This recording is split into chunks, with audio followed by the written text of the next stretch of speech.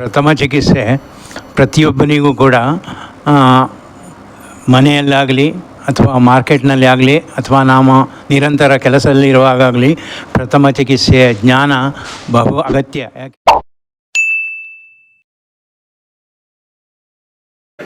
ನಮ್ಮ ಹತ್ರ ಇಂಥ ಒಂದು ಬಟ್ಟೆ ಉಂಟು, ಟವೆಲ್ ಇದ್ರೂ ಸಾಕು, ಗೊತ್ತಾಯ್ತಲ್ಲ. ಈ ಟವೆಲನ್ನು ನೋಡಿ ಹೀಗೆ ಹಾಕಿದ, ಈಚೆ ಕೈಯಿಂದ ಇಲ್ಲಿ ಒಂದು ಕಟ್ಟಿಬಿಟ್ಟ. ನಿಮ್ಮ ಬಾಟಲಿಂದ ಕಟ್ಟಿದ್ರೆ ಸಾಕು. ಯಾಕೆ ಹೇಳಿದ್ರೆ ನೋಡಿ, ಈ ಗಾಯ ಆದ ಇವನಿಗೆ ಅಲುಗಾಟ ಇಲ್ಲದಂತೆ ಇವನನ್ನು ತಗೊಂಡು ಹೋಗೋದು. ನೋಡಿ, ಇದು ಬರೀ ಒಂದು ಬಟ್ಟೆದು ತ್ರಿಕೋಣಾಕಾರ ಬಟ್ಟೆ. ಇದನ್ನು ಬೇರೆ ಬೇರೆ ರೀತಿ ಬ್ಯಾಂಡೇಜ್ಗಳನ್ನು ನಾವು ಮಾಡ್ಬೋದು. ನೋಡಿ ನೋಡಿ ಇದನ್ನು ಮಡಚಿದೆ ನಾನು. ಇದು ಅಗಲವಾದ ಬ್ಯಾಂಡೇಜ್, ಆಗದು ತ್ರಿಕೋಣ ಅಲ್ವಾ. ಈ ಅಗಲವಾದನ್ನು ಗಾಯ, ಇಲ್ಲಿ ದೊಡ್ಡ ದೊಡ್ಡ ಗಾಯಗಳಾಗಿದೆ, ಅಲ್ಲಿ ನಾವು ಕಟ್ಬೋದು ಅಗಲವಾದ ಬ್ಯಾಂಡೇಜ್ ಅನ್ನು. ಇನ್ನು ಇದನ್ನು ಮಡಿಸಿದ್ರು ಕೂಡ ಇದರ ಅಗಲ ಕಡಿಮೆ ಆಯಿತು. ಈಗ ಬಿಟ್ಟುಬಿಟ್ಟಿದ್ದಾನೆ ಪಾಪ, ಕೆಳದ ಒಡೆ ಫ್ರ್ಯಾಕ್ಚರ್ ಆಗಿದೆ ಅಂತ ಇಟ್ಕೊಳ್ಳಿ. ಮಾತಾಡಬೇಡ ಅಂತ ಹೇಳಿದ್ರೆ ಜಾಸ್ತಿ ಮಾತಾಡ್ತಾನೆ, ಗೊತ್ತಾಯ್ತಲ್ಲ. ಆಗ ಅವನು ಮಾತಾಡದಂತೆ ಸಮಸ್ಯೆ ಇಲ್ಲ, ಅದು ಒಂದು ಒಳ್ಳೆ ಬ್ಯಾಂಡೇಜ್, ಭಾರಿ ಚಂದ ಕಾಣ್ತಾನೆ. ಇದು ದವಡೆ ಫ್ರ್ಯಾಕ್ಚರ್ ಆಗುವಾಗ ನಾವು ಕೊಡುವಂಥ ಒಂದು ಬ್ಯಾಂಡೇಜ್. ಕೋಣಾಕಾರ ಬಟ್ಟೆ ಉಂಟು, ಬಳ್ಳಿಗೆ ಗಳಿಸಲಿಲ್ಲ. ಇದು ತಲೆಗೆ ಏಟಾಗುವಾಗ ನಾವು ಕೊಡುವಂಥ ಒಂದು ಬ್ಯಾಂಡೇಜ್.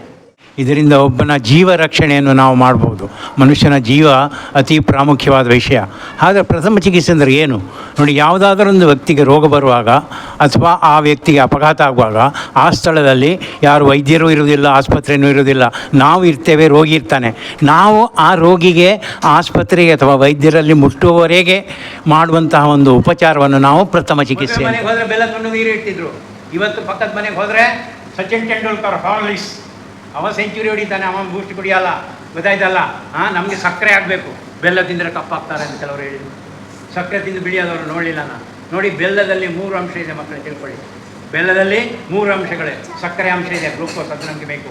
ಕಬ್ಬಿಣದ ಅಂಶ ಉಂಟು, ಸುಣ್ಣ ಹಾಕ್ತಾರೆ, ಸುಣ್ಣದ ಅಂಶ ಬೇಕು ನಮ್ಮ ಎಲುಬಿಗೆ ದಷ್ಟಪುಷ್ಟ ಆಗಲಿಕ್ಕೆ. 3 ಅಂಶಗಳು ನಮಗೆ ಗೊತ್ತಿಲ್ಲದೆ ಹೋಗ್ತದೆ ನೋಡಿ ಬೆಲ್ಲದಲ್ಲಿ. ಅದಕ್ಕೆ ಬೆಲ್ಲ ನೀರು ಕೊಡ್ತಿದ್ರು. ದೇವಸ್ಥಾನಗಳಲ್ಲೆಲ್ಲ ಬೆಲ್ಲದ ಪಾಯಸ ಮಾಡ್ತಿದ್ರು. ಇವತ್ತು ದೇವಸ್ಥಾನಗಳಲ್ಲಿ ಕೂಡ ಸಕ್ಕರೆ ಹಾಕ್ತಾರೆ, ಬಿಡಿ ಆಗಬೇಕು, ಕಪ್ಪು ಬೇಡ ಅಂತೇಳಿ, ಗೊತ್ತಾಯ್ತಲ್ಲ. ಇನ್ನು ಕಾಫಿಗೆ ಬೆಲ್ಲ ಹಾಕ್ತಿದ್ರು, ಎಲ್ಲದಕ್ಕೂ ಬೆಲ್ಲ ಉಪಯೋಗಿಸ್ತಿದ್ರು ನೋಡಿ. ಅಂದರೆ ಕಬ್ಬಿಣದ ಅಂಶ ಬೇಕು ನಮ್ಮ ಶರೀರಕ್ಕೆ. ಇನ್ನು ಸೊಪ್ಪು ತರಕಾರಿಗಳು, ಹರಿವೆ ಸೊಪ್ಪು ಕೇಳಿದ್ರೆ ನೀವು, ಪಾಲಕ್ ಸೊಪ್ಪು ಅಂತ ಹೇಳ್ತೇವೆ ನಾವು. ಇನ್ನು ಡ್ರಮ್ ಸ್ಟಿಕ್ ಅಂತ, ನುಗ್ಗೆ ಕೋಡು ಮತ್ತು ನುಗ್ಗೆ ಎಲೆ, ಅದರಲ್ಲಿ ಅತಿಯಾಗಿ ಕಬ್ಬಿಣದ ಅಂಶ ಉಂಟು. ಅದು ನಮ್ಮ ಶರೀರಕ್ಕೆ ಸಾಕಷ್ಟು ಬೇಕು, ಗೊತ್ತಾಯ್ತಲ್ಲ. ಆದ್ದರಿಂದ ಕಬ್ಬಿಣದ ಅಂಶ ಜಾಸ್ತಿ ಇದ್ದಾಗೆ ನಮ್ಮ ರಕ್ತ ಚೆನ್ನಾಗಿರುತ್ತೆ, ಕೆಂಪಾಗಿರುತ್ತೆ, ಗೊತ್ತಾಯ್ತಲ್ಲ. ಇನ್ನು ನಮಗೆ ಬೇರೆ ಟ್ರೇಸ್ ಮಿನರಲ್ಸ್ ಅಂತ ಇದೆ ನೋಡಿ, ಕಾಪರ್, ಜಿಂಕ್, ಟಿನ್. ನಮಗೆ ತಾಮ್ರ ಬೇಕು ನಮ್ಮ ಶರೀರಕ್ಕೆ, ಕವರ್ ಬೇಕು, ಸತ್ತು ಬೇಕು, ಎಲ್ಲ ಬೇಕು ನೋಡಿ. ಹಳೆ ಕಾಲದಲ್ಲಿ ಅವರಿಗೆ ಏನು ಗೊತ್ತಿಲ್ಲ ವಿಟಮಿನ್ ಮಿನರಲ್. ಆದರೂ ತಾಮ್ರದ ಪಾತ್ರೆಗೆ ಕಲಾಯಿ ಹಾಕಿ ಅದರಲ್ಲಿ ಮಾಡ್ತಿದ್ರು ಸಾರು, ಸಾಂಬಾರು, ಪಾಯಸ ಎಲ್ಲ. ಇವತ್ತು ನಮಗೆ ಸ್ಟೈನ್ಲೆಸ್ ಸ್ಟೀಲ್ ಬಂದಿದೆ, ಕಾಪರ್ ಕೆಳಗೆ ಹೋಗಿದೆ, ತಾಮ್ರ ಅಡಿಗೆ ಹೋಗಿದೆ, ಸ್ಟೀಲ್ನ ಅಡಿಗೆ ಮೇಲೆ ಬರುವುದಿಲ್ಲ ಅದು. ದೋಸೆ ಕಬ್ಬಿಣದ ಕಾವಲಿಯಲ್ಲಿ ಮಾಡ್ತಿದ್ದೆವು ನಾವು. ಅಂದರೆ ದೋಸೆ ಎತ್ತುವಾಗ ಸ್ವಲ್ಪ ಕಬ್ಬಿಣದ ಅಂಶ ದೋಸೆ ಒಟ್ಟಿಗಾಗಿ ನಮ್ಗೆ ಗೊತ್ತಿಲ್ಲದೆ ಹೋಗ್ತಿತ್ತು. ಇವತ್ತು ನಮಗೆ ನಾನ್ ಸ್ಟಿಕ್ ಬೇಕು, ಎಣ್ಣೆ ಹಾಕದೆ ದೋಸೆ ಹೇಳುವಂಥದ್ದು. ನಮ್ಮ ಜೀವನ ಶೈಲಿ ಬದಲಾವಣೆ ಆದಷ್ಟು ನಮ್ಮ ಆರೋಗ್ಯಕ್ಕೆ ಅದು ಒಳ್ಳೆಯದಲ್ಲ, ಗೊತ್ತಾಯ್ತಲ್ಲ. ಇನ್ನು ನೀರು ಅತೀ ಪ್ರಾಮುಖ್ಯ. ತಗೊಳ್ಳಿ, ನಾವು ಒಂದು ದಿವಸಕ್ಕೆ ಎಷ್ಟು 2 ರಿಂದ 3 ಲೀಟರ್ ನೀರು ಕುಡಿಬೇಕು. ಒಮ್ಮೆಲೆ ಕುಡಿಬೇಡಿ, ವಾಂತಿ ಆಗ್ತದೆ, ಗೊತ್ತಾಯ್ತಲ್ಲ. ಆಗಾಗ ಗಂಟೆಗೊಮ್ಮೆ, 2 ಗಂಟೆಗೊಮ್ಮೆ, ಒಂದು ದಿವಸಕ್ಕೆ 2 ರಿಂದ 3 ಲೀಟರ್ ನೀರು ಹೋಗಬೇಕು. 1.5 ಲೀಟರ್ ಮೂತ್ರ ಒಯ್ಬೇಕು ನಾವು. 2 ಮಾಡುವುದಿಲ್ಲ ನಾವು. ಯಾಕೆ? ನೀರು ಕುಡಿದ್ರೆ ಮೂತ್ರ ಕೊಯ್ಬೇಕು ಅಂತ ನೀರೇ ಕುಡಿದಿಲ್ಲ. ಸಾಕಷ್ಟು ನೀರು ಕುಡಿಯಿರಿ ಮಕ್ಕಳೇ. ನೀರು ಕುಡಿದು ಕಡಿಮೆ ಆದ ಕೂಡಲೇ ಏನಾಗುತ್ತೆ, ನಮ್ಮ ಮೂತ್ರ ವಾಸನೆ ಬರುತ್ತೆ. ಮೂತ್ರಕೋಶದಲ್ಲಿ ಕಲ್ಲುಗಳಾಗ್ತವೆ, ಕಿಡ್ನಿ ಸ್ಟೋನ್ಸ್ ಅಂತ ಹೇಳ್ತೇವೆ ನಾವು. ಮೂತ್ರ ಸಂಬಂಧಿ ರೋಗಗಳು ಇದು ನೀರು ಕಡಿಮೆ ಕುಡಿಯೋದ್ರಿಂದ. ನಿಮ್ಮ ಜ್ಞಾಪಕ ಶಕ್ತಿ ಇದೆಲ್ಲ ಟ್ರಾನ್ಸ್ಮಿಷನ್ ಟವರ್ ಬ್ರೈನು, ಇಲ್ಲಿಂದ ರೇಂಜು ಸಿಗ್ನಲ್ ಬೇಕು. ಅಂದರೆ ಮಾತ್ರ ನಮಗೆ ಇನ್ಕಮಿಂಗ್ ಕಾಲ್, ಔಟ್ಗೋಯಿಂಗ್ ಕಾಲ್ ಎಲ್ಲ ನಮ್ಮ ರೇಂಜ್ ಎಲ್ಲಿರುತ್ತೆ, ಮನೆಯಲ್ಲಿರುತ್ತೆ. ಸಿಗ್ನಲ್ ಇಲ್ಲವೇ ಇಲ್ಲ, ನಾವು ಸ್ವಿಚ್ ಆಫ್. ಏನು ಹೇಳ್ತಾರೋ ಹೇಳ್ಕೊಂಡು ಹೋಗ್ತಾರೆ ಅವರು, ನಮ್ಮ ತಲೆ ಒಳಗೆ ಹೋಗೋದಿಲ್ಲ ಅದು. ರೇಂಜು ಸಿಗ್ನಲ್ ಇಲ್ಲಿ ಇದ್ದರೆ ಮಾತ್ರ ನಮಗೆ ಏನು ಕಾಲ್ಗಳು ಬರ್ತಾ ಇರ್ತದೆ, ಸರಿಯಾ? ಆದ್ದರಿಂದ ನಮ್ಮ ಮನಸ್ಸು ಕೇಂದ್ರೀಕೃತ ಆಗಬೇಕು. ಅಂದರೆ ಈ ನಮ್ಮ ಮೆದುಳಿಂದ ನರಗಳ ಮೂಲಕ ಮೆಸೇಜ್ ಹೋಗೋದು ನೀರಿನಿಂದ. ನೀರು ಯಾವಾಗ ಕಡಿಮೆ ಆಯಿತಾ, ನಿಮಗೆ ತಲೆಸುತ್ತ ಬೀಳ್ತೀರಾ, ನಿಮಗೆ ಜ್ಞಾಪಕ ಶಕ್ತಿ ಕಡಿಮೆ ಆಗ್ತದೆ, ಗೊತ್ತಾಯ್ತಲ್ಲ. ನಿಮ್ಮ ಜೀರ್ಣಶಕ್ತಿ ಕಡಿಮೆ ಆಗ್ತದೆ.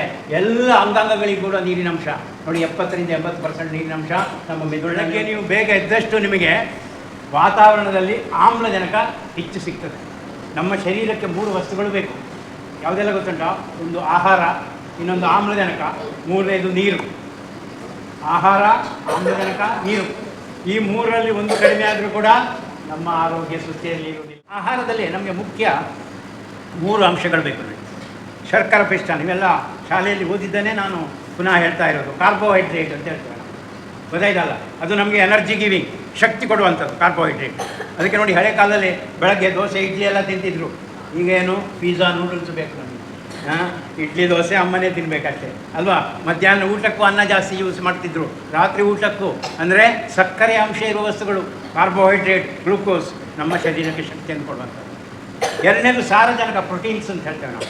ನಮ್ಮ ಜೀವಕೋಶಗಳಿಗೆ ಶಕ್ತಿಯನ್ನು ಕೊಡುವಂಥದ್ದು ಸಾರಜನಕ, ಪ್ರೋಟೀನ್ಸ್.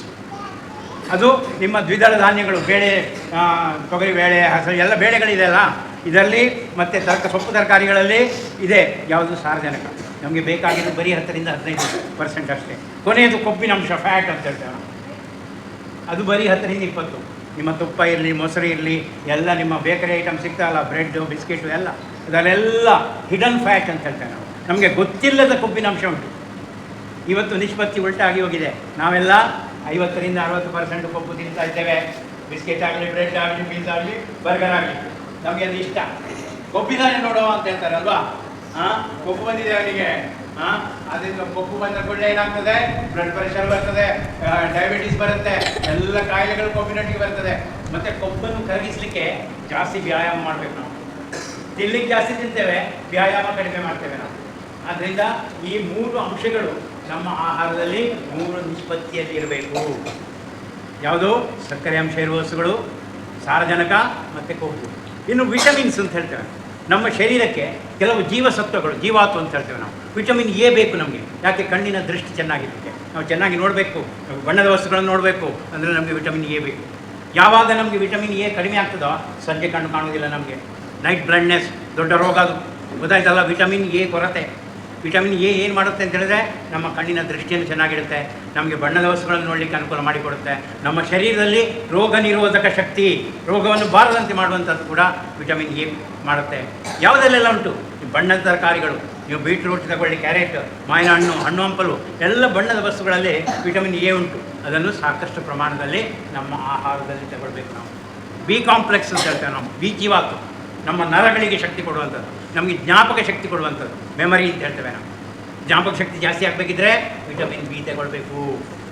ನಾಲಿಗೆಯಲ್ಲಿ ಹುಣ್ಣಾಗೋದು, ಇದರಲ್ಲಿ ಬಾಯಲ್ಲಿ ಹುಣ್ಣಾಗೋದು, ಇದೆಲ್ಲ ವಿಟಮಿನ್ ಇ ಕೊರತೆಯಿಂದ. ಕೈಕಾಲಲ್ಲಿ ಇರುವೆ ಬಂದ ಹಾಗೆ ಜುಮ್ಮೋದು, ಇದು ವಿಟಮಿನ್ ಬಿ ಕೊರತೆಯಿಂದ.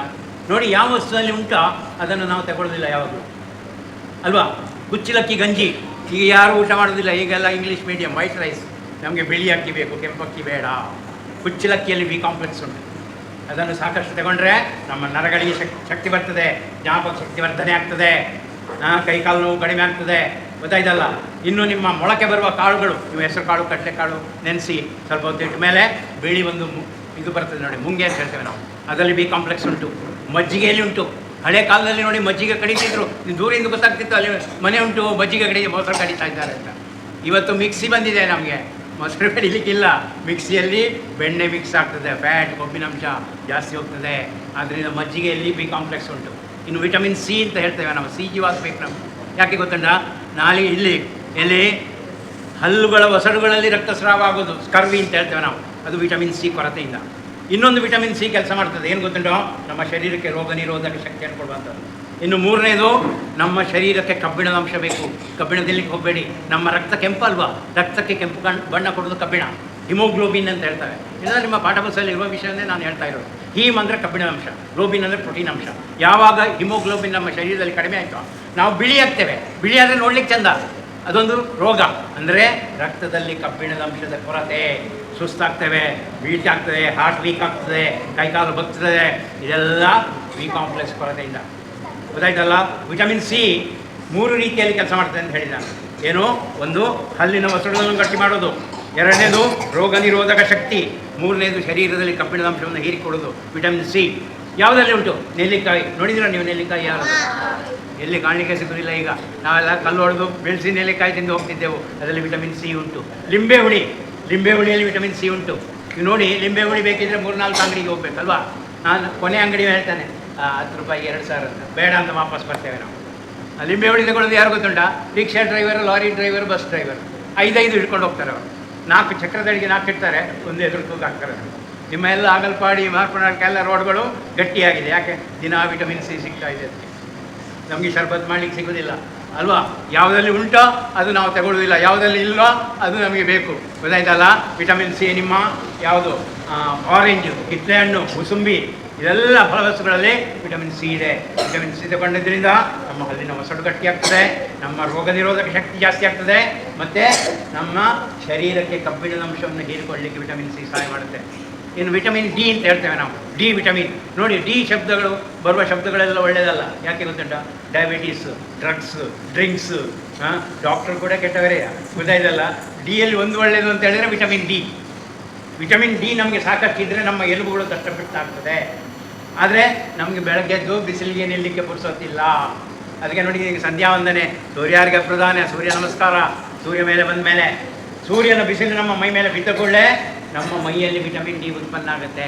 ವಿಟಮಿನ್ ಡಿ ಉತ್ಪನ್ನ ಆದ ಕೂಡಲೇ ನಮ್ಮ ಎಲುಬುಗಳು ದಷ್ಟಪುಷ್ಟಾಗ್ತದೆ. ಗೊತ್ತಾಯ್ತಲ್ಲ?